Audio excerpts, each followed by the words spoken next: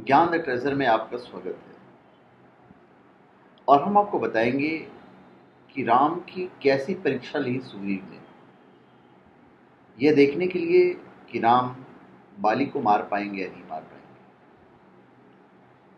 जब लोग मिलते हैं तो राम सुग्रीव से कहते कि हे सुग्रीव, मुझे बताओ कि वह भयंकर रूपधारी राक्षस मेरी प्राणेश्वरी सीता को लेकर किस दिशा में गया है। वो अपनी बात करते हैं, तुम शीघ्र पता लगाओ कि वो राक्षस कहाँ रहता है। वानरराज धोखे में डालकर और मेरा अपमान करके मेरी प्रियतमा को अपहरण करने वाला यह निशाचर मेरा घोर शत्रु है। वो वानरराज कहकर सुग्रीव को एड्रेस करते हैं और फिर कहते हैं कि मैं आज ही उसका वध करके सीता को मुक्त कराऊंगा, तुम मुझे सिर्फ पता बता दो। राम के शोक से पीड़ित वचन को सुनकर सुग्रीव उन्हें आश्वासन देते हैं कि हे राम, मैं नीच कुल में उत्पन्न उस पापात्मा राक्षस की शक्ति और गुप्त स्थान से परिचित नहीं हूं, किंतु मैं आपको विश्वास दिलाता हूं कि मैं शीघ्र ही ऐसा यत्न करूंगा कि मिथिलेश कुमारी सीता आपको मिल जाए। अतः आप धैर्य धारण करें। इस प्रकार से व्याकुल होना व्यर्थ है। व्याकुल होने पर मनुष्य की बुद्धि गंभीर नहीं रह पाती है। आपको इस प्रकार से अधीर होना शोभा नहीं देता है। मुझे भी पत्नी की विरह का महान कष्ट प्राप्त हुआ है, तथापि मैं पत्नी के लिए निरंतर शोक नहीं करता।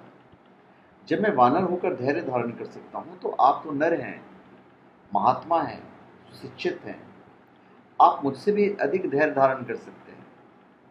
मैं आपको उपदेश नहीं दे रहा हूं, सिर्फ मित्रता के नाते आपके हित में सलाह दे रहा हूं। सुग्रीव की बात सुनकर राम के नेत्रों से आंसू आ गए और पूछकर बोलते हैं कि वानरेश, तुमने वही किया है जो एक स्नेही और हितैषी मित्र को करना चाहिए। तुम्हारा कार्य और कहना सर्वथा उचित है। दोस्त, सखा, तुम्हारे इस आश्वासन से मेरी चिंता को दूर करके मुझे स्वस्थ बना दिया है। तुम जैसा स्नेहित मित्र बहुत कम मिलते हैं।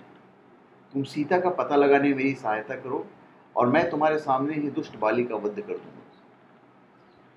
उसके विषय में तुम मुझे सारी बात बताओ, विश्वास करो, बाली मेरे हाथों से नहीं बच सकता है। राम की प्रतिज्ञा सुनकर संतुष्ट होकर सुग्रीव बोलते हैं कि हे रघुकुल मणि, बाली ने मेरा राज और मेरी प्यारी पत्नी मुझसे छीन लिया। अब वो दिन रात मुझे मारने के उपाय सोचता रहता है। उसके भय के कारण ही मैं इस पर्वत पर निवास करता हूँ। उससे ही भयभीत होकर मेरे सारे साथी एक एक करके मेरा साथ छोड़ गए। अभी केवल 4 मित्र मेरे साथ रह गए। बाली अत्यंत बलवान है। उसे वो मालूम था इंसिडेंट जो उसने रावण को भी दबा लिया था।